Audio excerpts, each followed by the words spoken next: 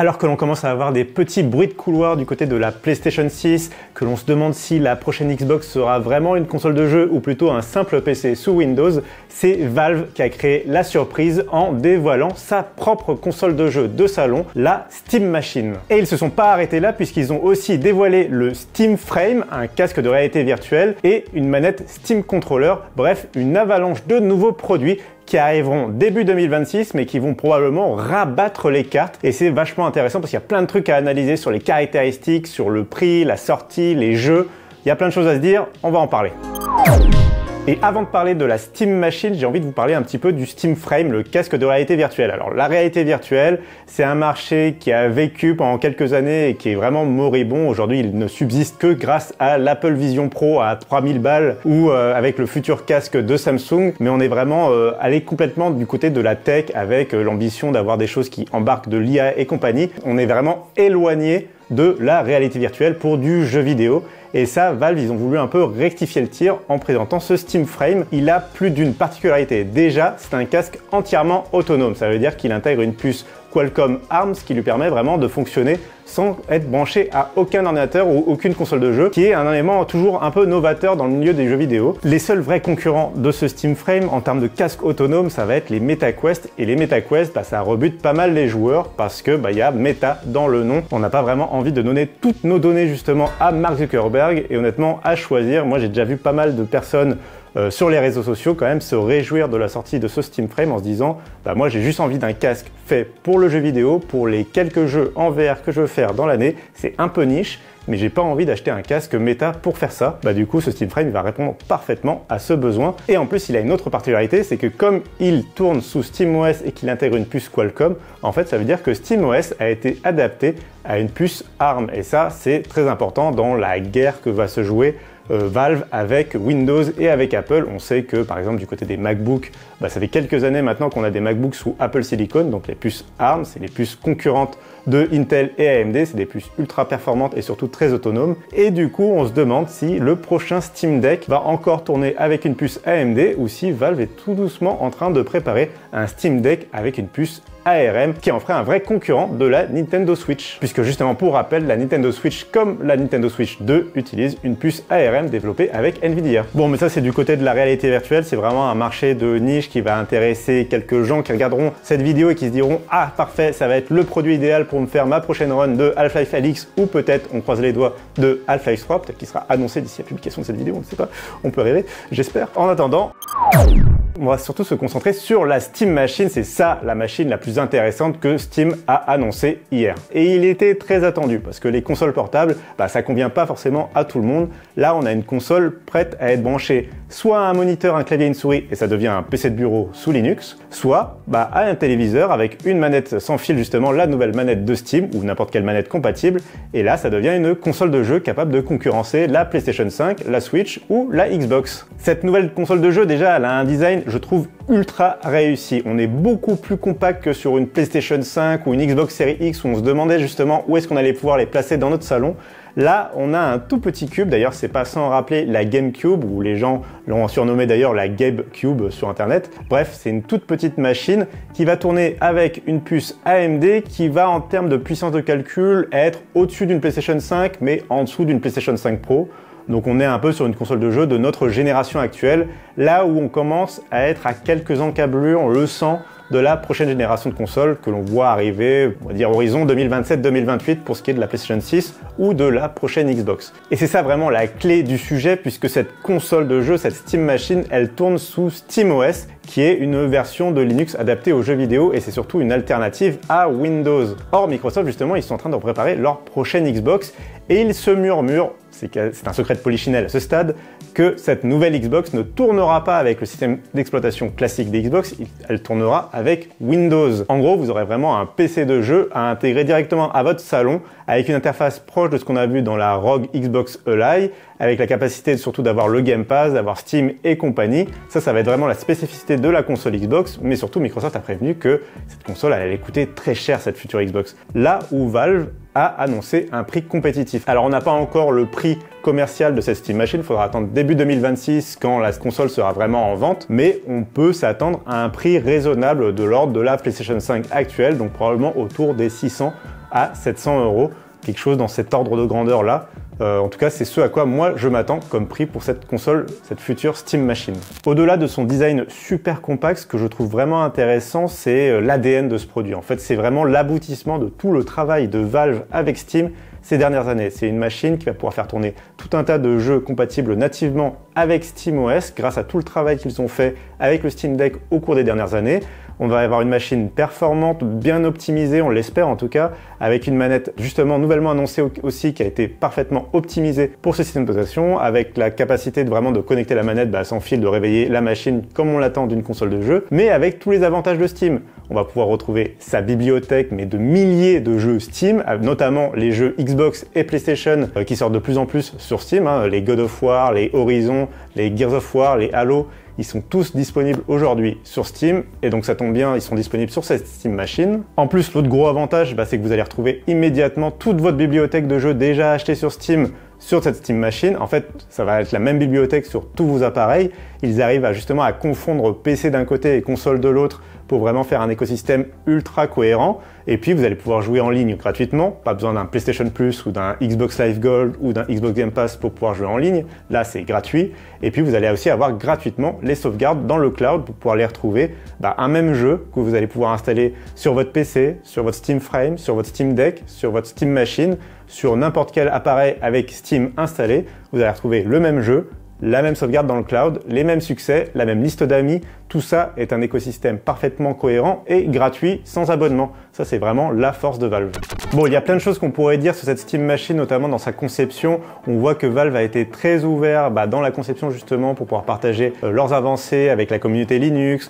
Ils ont invité pas mal de youtubeurs pour aller montrer vraiment les entrailles de la machine et n'avoir aucun secret technique sur comment elle a été développée. Et puis, il y a les petits détails qui vont faire plaisir aux plus geeks d'entre nous, comme quand il précise que les sticks vont être magnétiques, que ce soit sur le nouveau Steam Controller ou sur les manettes de la Steam Frame, le casque de réalité virtuelle. Et bien en fait, ça veut tout simplement dire qu'il n'y aura pas de stick drift, comme on a eu sur les Joy-Con. Vous savez, le fait que vous posez la manette et vous voyez votre personnage se déplacer lentement à l'écran. C'est un problème technique qui est arrivé sur toutes les manettes de la Nintendo Switch et qui va continuer d'arriver sur la Switch 2 puisque Nintendo n'a pas résolu ce problème de conception, notamment du fait que les Joy-Con sont attachés magnétiquement à la Switch 2.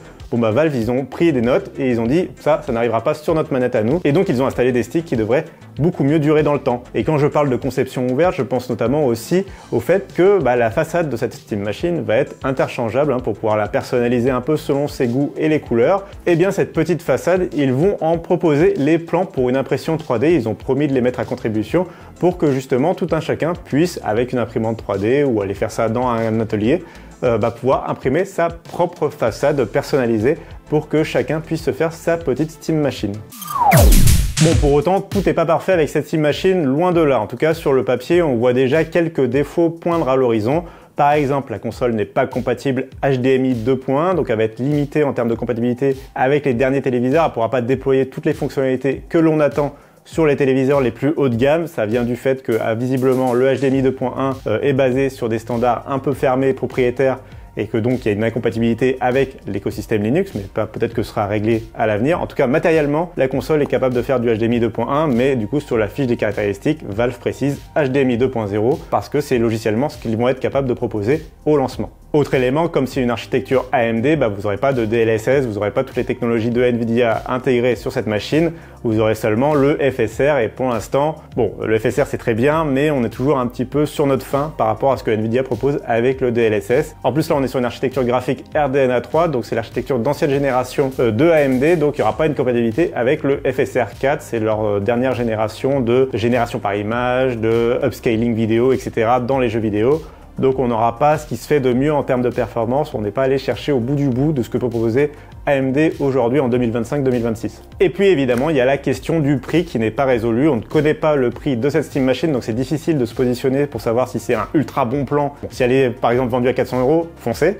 Si elle est vendue à 600-700 €, c'est plutôt ce à quoi on s'attend. Si elle est plutôt vendue à 1000 €, là à mon avis, ce ne sera pas du tout un bon plan, bien au contraire. Donc ça va tout dépendre aussi du prix de vente de la console. D'ailleurs, notez que la manette Steam Controller n'est pas fournie avec la machine. Ce sera achetable en bundle à côté, au choix du consommateur, ce qui est à la fois bon un peu dommage parce que ça veut dire que si vous achetez juste la console, quand elle va sortir de son carton, elle n'est pas utilisable en soi. Alors, en même temps, je dirais que c'est plutôt aussi une bonne chose puisque c'est une machine qui est modulaire. Vous pouvez y brancher un clavier et une souris, ça fonctionne. Vous pouvez y brancher une manette Xbox, une manette PlayStation, une manette du commerce comme une manette 8 bits d'eau par exemple, ça va bien marcher aussi. Vous n'êtes pas obligé d'utiliser la manette officielle de Valve avec cette console et vous avez probablement déjà une manette qui traîne chez vous. Donc en fait, à vrai dire, c'est plutôt une bonne chose, je pense. Mais ce que je trouve vraiment passionnant avec cette Steam Machine, c'est à quel point elle intrigue, à quel point personne n'arrive vraiment à la mettre dans une case. Par exemple, est-ce que c'est vraiment une console de jeu totalement ou un PC? Valve, par exemple, ils ont décidé de ne pas choisir puisqu'ils disent à la fois que c'est une console de jeu et un PC. Et c'est vrai que ce sera une concurrente quelque part de la PlayStation et de la Xbox dans la mesure où vous allez pouvoir la brancher directement à un téléviseur. Et ça a été pensé vraiment pour être installé dans un salon. Ils ont notamment pensé à l'acoustique ou au refroidissement pour vraiment être sûr que vous puissiez le placer dans votre meuble télé. Et en même temps, on sait que les jeux PC sont de mieux en mieux adaptés à la manette. On est loin de ce qui se passait il y a quelques années, mais on est encore dans des jeux qui des fois, par défaut, vont pouvoir démarrer en clavier souris. Ça, heureusement, le Steam Deck a notamment fait des grands progrès là-dessus et donc la Steam Machine va pouvoir en profiter. Mais il ne faut pas non plus se dire que c'est la machine qui va tuer Xbox et PlayStation. En tout cas, Xbox, on va le mettre de côté, ils sont un peu dans une situation particulière, mais ce qui est sûr, c'est que cette Steam Machine ne va pas tuer ni PlayStation ni Nintendo. En fait, déjà, tout simplement parce que cette Steam Machine, vous n'allez la retrouver que en boutique chez Valve, ou à la limite peut-être sur quelques autres boutiques en ligne, mais pour l'instant, le Steam Deck, il a toujours été vendu exclusivement sur Steam, directement chez Valve, là où une PlayStation 5, une Switch, vous allez la retrouver à Leclerc, à la Fnac, à Micromania, et sur Amazon. Bref, en termes de circuit de distribution, déjà, c'est pas du tout comparable. Il y a des gens, je sais, qui des fois comparaient la Switch 2 par exemple au Steam Deck. On peut la comparer pour les caractéristiques techniques, on peut la comparer pour les jeux vidéo, on peut la comparer pour le prix, mais on ne pourra pas la comparer en termes de distribution et de vente. La Switch 2, je pense en l'espace de 2 jours, elle avait vendu à peu près autant que le Steam Deck depuis son lancement. J'exagère, mais l'idée est là. On n'a pas les chiffres de vente précis du Steam Deck, mais la Switch 2, elle a déjà dépassé les 10 millions de ventes et elle va s'envoler dans les grands horizons pour devenir probablement l'une des consoles les plus populaires de tous les temps, si en tout cas elle suit la trajectoire depuis son lancement. Et cette Steam Machine, on ne peut pas dire que c'est une console de jeu puisque c'est un PC, il tourne sous SteamOS, il a accès du coup à la grande panoplie de jeux PC, on l'a dit, compatibles Steam, mais ça veut dire que par exemple un GTA 6 qui ne sort que sur console, il sortira sur PlayStation 5 et sur Xbox Series, un GTA 6 ne sortira pas sur cette Steam Machine. Il sortira probablement dans un deuxième temps, comme tous les autres jeux Rockstar récemment, les Red Dead Redemption 2 ou les GTA 5, ils sont arrivés dans un second temps sur PC et donc probablement qu'il arrivera sur cette Steam Machine, mais c'est pas le cas. Et puis il y a d'autres jeux comme ça un peu à la marge, mais pas forcément des petits jeux non plus pour autant. Par exemple, je pense à un Battlefield 6 ou des jeux compétitifs en multijoueur, on sait que c'est le type de jeu qui justement a encore quelques problèmes de compatibilité avec Linux. Souvent, ce sont des jeux qui veulent absolument une machine sous Windows pour des raisons de protection anti-triche. Je ne vais pas rentrer dans les détails, mais ça pose des problèmes de compatibilité avec SteamOS et typiquement cette Steam Machine, elle risque d'avoir ces mêmes problèmes de compatibilité sur ces jeux très précis. Et puis, c'est une machine, bon, c'est dans le nom, mais elle tourne avant tout sous Steam. Pour installer des launchers alternatifs, des Epic Games, des Battle.net et compagnie, il faudra aller bidouiller, il faudra basculer sur le bureau, il faudra aller chercher des solutions sur Internet, mais ce ne sera pas clé en main. La machine est vraiment conçue pour vous vendre des jeux Steam. Bon, ça, après, on peut pas trop le reprocher. Une PlayStation 5, vous allez avoir avant tout le PlayStation Store, vous n'avez même pas la possibilité, même en bidouillant, d'installer des stores alternatifs. Là, au moins, la Steam Machine, ce sera possible. On va juste y aller soi-même, par défaut. On va vraiment vous présenter les jeux Steam. C'est d'ailleurs l'un des avantages de cette Steam Machine, les jeux Steam, puisque ils sont souvent en promotion, ils sont vendus généralement moins cher, même neufs à leur sortie, que les équivalents consoles. Les jeux à 80, 90, 100 euros sur Steam, on connaît pas trop, ou alors c'est rarissime, on est plutôt habitué à des jeux à 10, 20, 40, 60 euros. Allez, quelques AAA des fois sortent à 70 euros, mais c'est un peu le bout du monde. Ça finira peut-être par augmenter, mais en tout cas, c'est l'habitude qu'on a sur Steam. Et d'une manière générale, on peut dire quand même que acheter des jeux sur Steam, c'est moins cher que acheter des jeux sur PlayStation ou sur Xbox. D'autant plus qu'il y a même de la concurrence à l'intérieur de l'écosystème Steam, puisque vous savez que vous pouvez acheter sur d'autres plateformes, par exemple Greenman Gaming ou Humble Bundle, des jeux en ligne que vous allez pouvoir après activer sur Steam. On va vous donner une clé Steam et vous allez pouvoir l'activer. Là, je parle de sites qui sont complètement légaux, hein, je précise. Il y a des sites qui jouent un peu plus avec la frontière, notamment du côté de la TVA, mais là je rentre pas dans les détails. Moi je vous parle vraiment d'alternatives certifiées Steam. Voilà, c'est ce qu'on pouvait dire sur la Steam Machine, le Steam Frame et le Steam Controller. On attend tous ces nouveaux produits pour le début de l'année 2026. On a hâte de découvrir le prix et surtout de les tester parce que c'est vraiment des nouveautés un peu excitantes. Quand Valve sort un produit, forcément on regarde, c'est pas tous les ans. Le Steam Deck, ça date déjà d'il y a plusieurs années. Alors forcément, on a hâte, on est impatient de tester tout ça et de voir ce que ça va permettre de transformer sur le marché du jeu vidéo, voir comment Sony et Xbox vont réagir à tout ça. Et puis, on a hâte surtout de voir si Valve va finir par sortir un jeu vidéo avec ces nouvelles machines, notamment un petit Half-Life 3, allez, ou un petit Portal 3, ou un petit Left 4 Dead 3. Bref, ils ont le choix, il y a plein d'options. Mais ce serait bien un petit jeu, un petit chef-d'œuvre de plus. Bref, en attendant, vous le savez, vous vous abonnez à cette chaîne, vous lâchez un petit commentaire, vous nous suivez sur les réseaux sociaux et on se reparle très prochainement des produits de Steam. Ciao!